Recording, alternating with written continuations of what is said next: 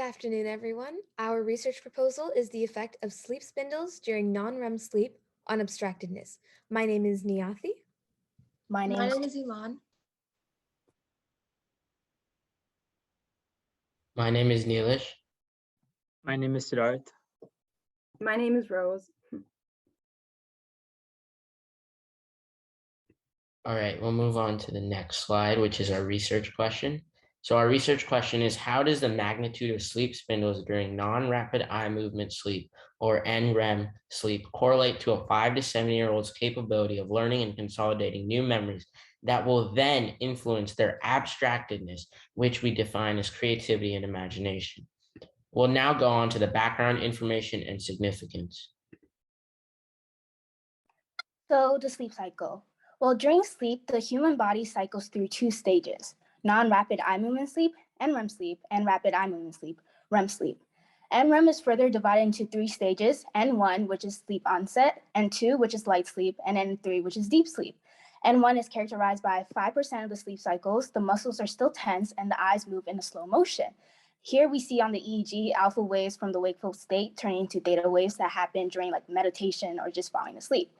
And N2, that is light sleep, which is 45% of the sleep cycle. This is where we see the sleep spindles where we're looking at on the EEG. And here heart rate begins to slow down. And then in N3, we see deep sleep, which is the deepest state of the sleep cycle. And here muscle tone and heart rate and pulse all decrease as the body begins to relax. Then finally, we reach REM sleep, rapid eye movement sleep, which is 25% of the sleep cycle. It is considered the least restful state of sleep. And the EEG shows that the beta waves are on the EEG, which show similarly to when we are awake. Here we are dreaming, and this is why we see a lot of eye movement. And here we see irregular muscle tonality, and we see irregular breathing.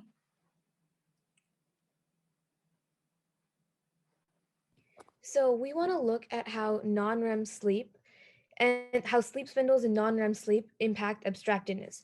Abstractedness is defined as creativity and imagination. Creativity is split into originality and functionality.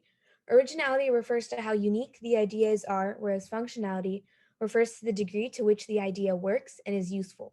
Creativity has been known to be a result of both experience and genetics, but it's more credited to experience. Imagination is referred to as the ability to form a new mental image that is not present or identifiable, with the given information coming from the senses. Imagination is all about filling in the gaps between the patterns that are observed. So now let's go to the connection between learning and memory and abstractedness. So what we know as of right now from previous research is that creativity helps increase learning in 2 major ways. The first is by motivating students to learn, where creativity helps inspire students to find different solutions and improve their learning process. But secondly, and much more importantly, it strengthens neural pathways to the hippocampus. According to our research, we see that in the research, the hippocampus, which is used for turning short-term memory into long-term memory, those pathways are strengthened. We also see that there may be a similar positive correlation in the opposite direction. Novel research currently shows that the episodic memory had a positive correlation with creativity. And we also see that from other sources, memory gives the tools that are needed to create these creative ideas. In this picture right here, we see that learning goes to idea generation, which goes to creativity, but we see that it starts with the learning, which is the basis, and then it narrows down all the way to creativity. Okay, so why are we even doing this? Well, this research study aims to understand more about the sleep stages and specifically sleep spindles in regulating processes such as creative visual thinking and strategic imagination. There is hope that in the future, this information can be used to influence sleep patterns as well as revolutionize sleep therapy to ensure people get the best quality of sleep that best ameliorates their abilities in mental processes, functioning, and more. As of now, there's very limited information on what sleep spindles are, as well as the processes that govern them. Currently, there are also no reliable methods to influence sleep architectures, which are basically the structures and wave components of one's sleep. The ramifications of this study include a further understanding of what sleep is, as well as the optimal brain wave fluctuations that give an individual the best sleep and allow for the highest mental processing and creativity the next day. With this knowledge, there may be a chance that in the future, sleep could be engineered to create the prime version of a person and help them tap into their full creative potential. Okay, so what is our hypothesis? Our hypothesis is that it is predicted that if there are more sleep spindles of higher frequency, ranging from 13 to 18 hertz during non-rapid sleep eye movement, which occurs during the second stage of sleep, then children will have a higher level of abstractedness because research has already proven a strong correlation between the amount and frequency of sleep spindles to memory consolidation into long-term memory, effective maintenance rehearsal, and learning. Okay, so now let's move on to the study design and methodology. We are testing our hypothesis on 5 to 7-year-olds who speak and can understand English. They must have no dietary concerns or physical restrictions and should be able to sleep for 9 to 10 hours every night without any problems. The children must also be accompanied by one of their parents and not have any issues with the EEG testing. The process we are going to use to get these participants are that by random selection, 2 elementary school students from every 50 states will be sent flyers about the experiment, and the parents will also receive an email as well as a paper copy through their child. If interested, parents can call or text the phone numbers listed on the flyer. The flyer we made has information about what our research is, the requirements for the participants, the schedule, why to join, and the contact information. From each school, 6 participants will be selected for the study to result in a total of 600 participants from all 50 states. 3 boys ages 5, 6, and 7, and 3 girls ages 5, 6, and 7. The participants who will later be selected will have to pay no travel expenses, as we will cover them all so that they can easily come to the camp in Topeka, Kansas without any troubles. Additionally, in the convenience of everyone, the camp will be hosted in Kansas as it is in the center of all the other states. Prior to the study, all staff will undergo training and establish clear guidelines on how to interact with the children. Participants will arrive for the trial on Sunday afternoon at 3 p.m. This will mainly be used for comfortably placing the EEG on the children. In case of any problems, the parents will also be taught how to reset and properly place the EEG. The participants will then engage in some games to help them fall asleep faster. They will go to bed at 9 p.m. and wake up at 7 a.m. every day, which will allow them to sleep around 9 to 10 hours and for the EEG to collect valuable data. Their first test, which is the Guilford Measure test, will be taken at 9 a.m. daily until 9:30 in the testing center. At 1 p.m., they will be taken back to the testing center for their final test of the day, which will be the Remote Associates test. They will receive an explanation of how to do the test, and in addition, there will be a test administrator for each child in the room who will read the words aloud. Every child's parent will also be present in the room. Everyone will have to wear casual clothes as to not frighten the children. In between test times and after testing times, the children will participate in sports, games, arts and crafts, and so much more so that they'll be tired and wearied out by 9 p.m. so the EEG can start collecting data faster. Additionally, the kids will also be given 3 meals a day, and each meal given to the children will be the same. At 9 p.m., the lights will go out and the EEG machine will be turned on to start collecting data. This will be the routine for the whole week until Saturday morning. On Saturday, they will wake up at 7 a.m. and finish breakfast by 8:30 a.m. and afterwards will be taken to the testing center so that the doctors can take off their EEGs. The only thing that will be different in their schedule throughout the entire week are the sports that they are going to take place in. So what tests are we going to use to measure creativity? Well, we're going to use two tests. This first test is the Guilford test. And this test assesses creativity in a child by focusing on their ability for divergent thinking. So the child will have 30 minutes to draw as many drawings as they can in 50 blank circles. This test will be measured by their fluency, flexibility, originality, and elaboration of their pictures drawn. The second test we'll be using, as seen on the right, is the Remote Associates test. This test assesses creativity through the ability of the child to form associations. The child will have 25 minutes to finish each of the tests. They can take less time, but they cannot take more time than 25 minutes.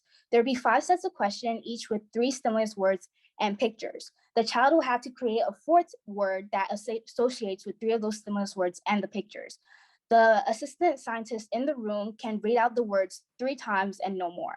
This assessment will be based on how highly associative the word the child comes up is and the time it takes to take the test.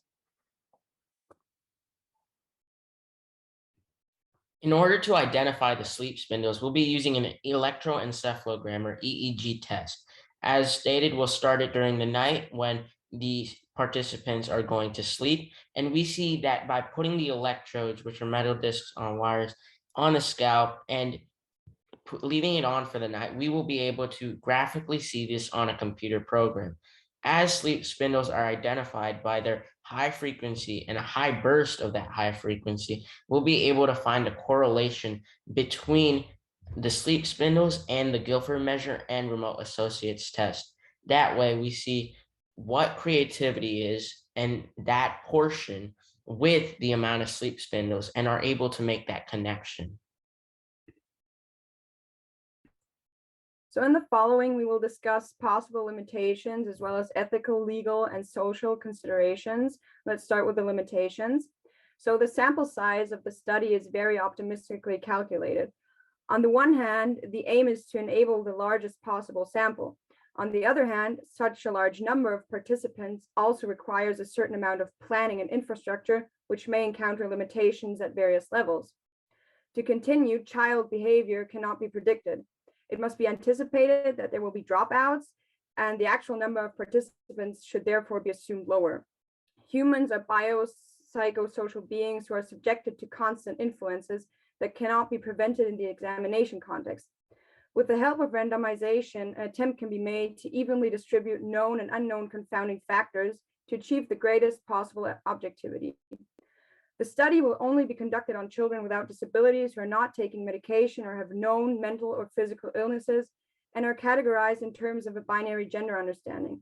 At this point, you could criticize the study's representativeness and the degree to which it is applicable in real life, since it does not take into account many factors such as realistic individual circumstances.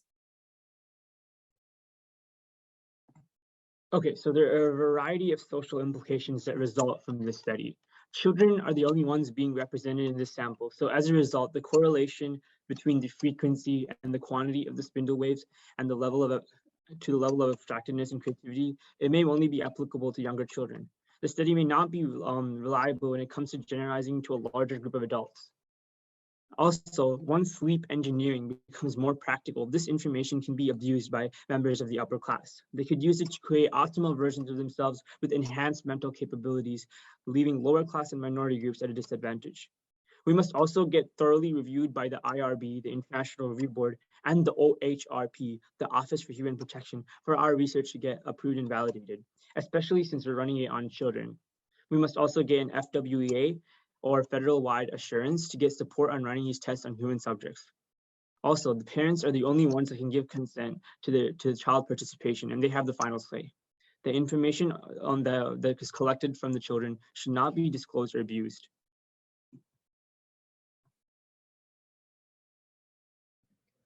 We made several ethical considerations when designing our study.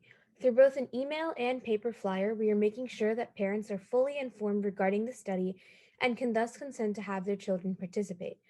We can say with certainty that our study is non invasive to our participants, as our results are measured through small tests and activities.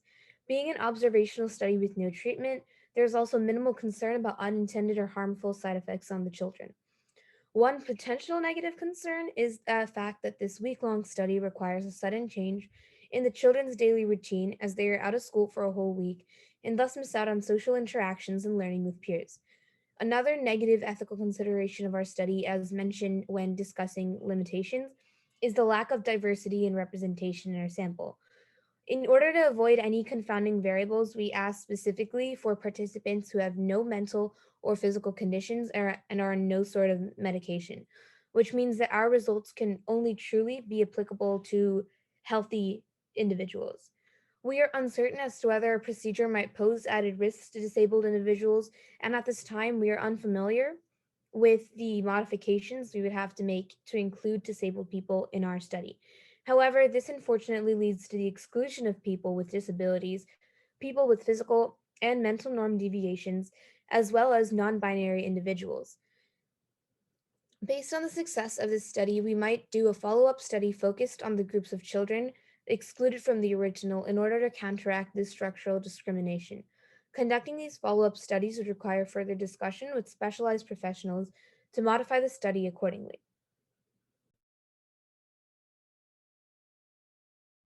Thank you so much for your time and attention, and we hope you enjoyed our research proposal.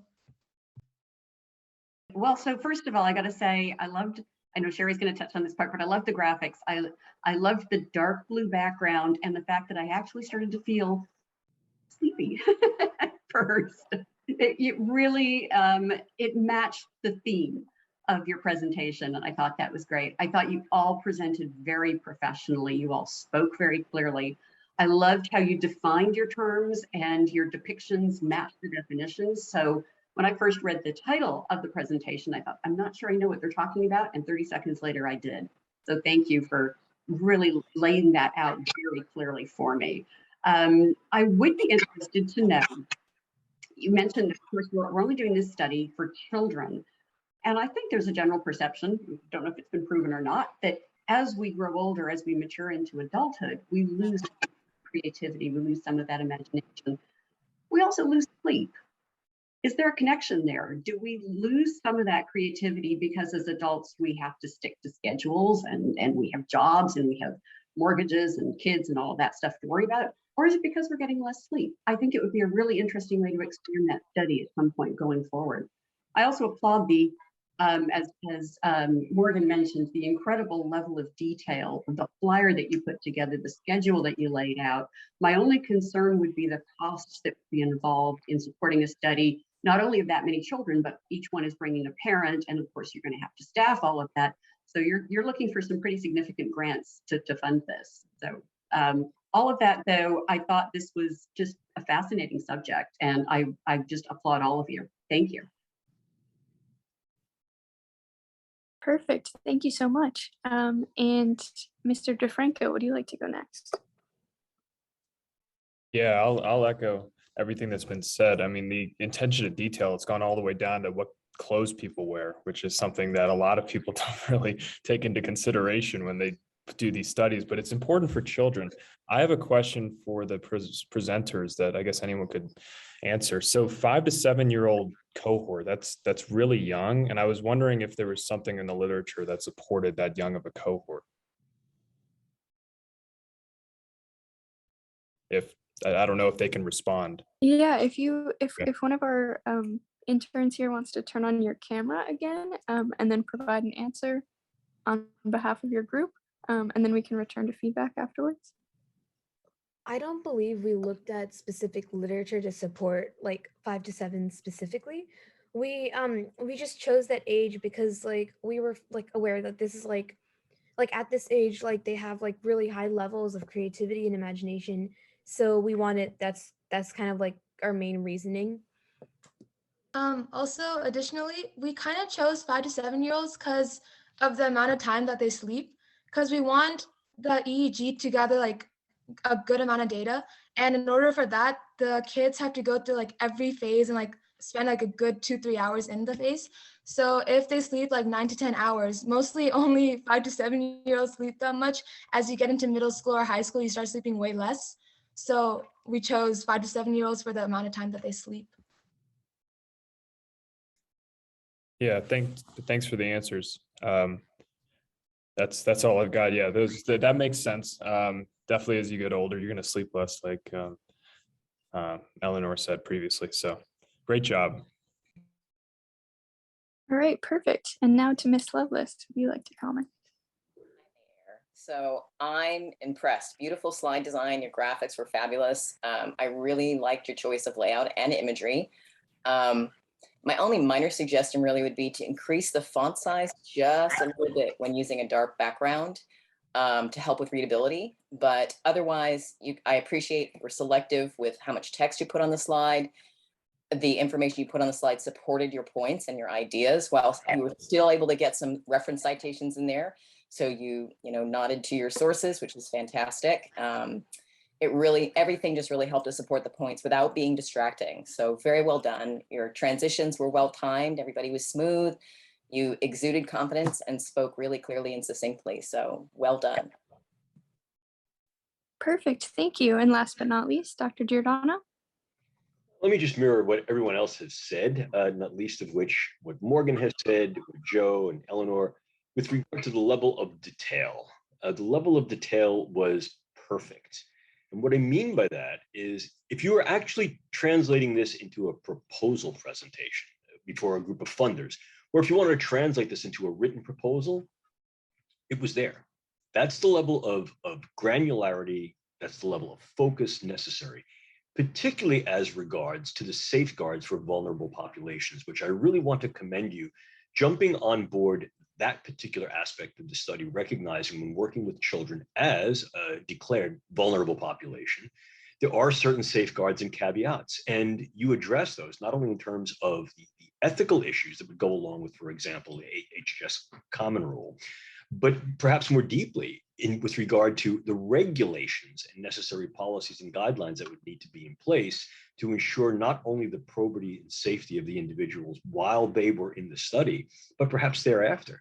And so I was very, very deeply impressed by that, because what you've done is you've taken your content, and that content has then been expanded into the social context, both explicitly, what does this mean for creativity, and implicitly in terms of what would be perhaps manifestations, effects, or influences of a study like this, both on the participants and perhaps more broadly. So overall, very, very well done. Content was excellent. The contextualization, both to the science and to the social issues, outstanding. And so a hearty round of applause to each and all. Good job, team.